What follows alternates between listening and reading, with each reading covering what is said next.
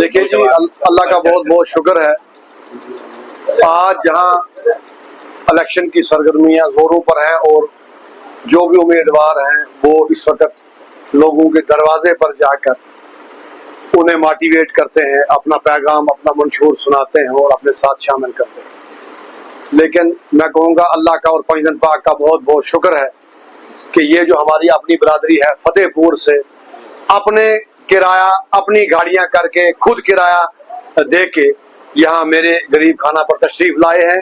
اور جو جوش اور ولولہ ان لوگوں کے اندر مجھے دکھتا ہے، مجھے لگتا ہے کہ اللہ تعالیٰ نے لوگوں کے دلوں کو، لوگوں کے ذہنوں کو میری طرف مائل کر دیا ہے، میری طرف موڑ دیا ہے.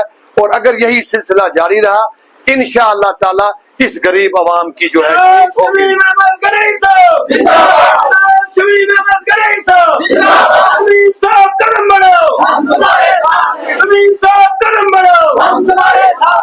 اور جہاں تک میں دیکھتا ہوں، آپ نے دیکھا ہوگا کہ جس دن ہم نے نامینیشن پیپر فل کیا اس کے بعد کل ڈنو گام کا ہمارا دورہ تھا، چکڑی بند کا دورہ تھا. اس وقت میں کھڑی، کرماڑا، گلپور، کسلیہ میں میٹنگیں کر کے آیا ہوں.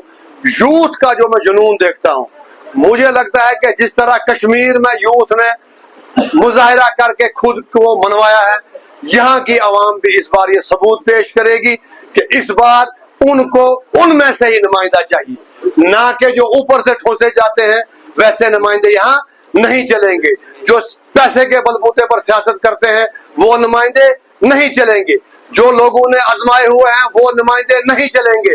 جو پچھلے 10 سال سے لوگوں میں سے غائب ہو چکے ہیں اور آج یہاں نمودار ہوئے ہیں، آج لوگوں کے گھروں میں رات کو گھستے ہیں، زبردستی ہار ڈالتے ہیں، وہ نمائندے نہیں چلیں گے. لوگوں نے اپنا فیصلہ کر لیا ہے. انشاءاللہ آپ دیکھیں گے اس عوام کی جیت ہوگی، بہت جلد رزلٹ سامنے آئے گا.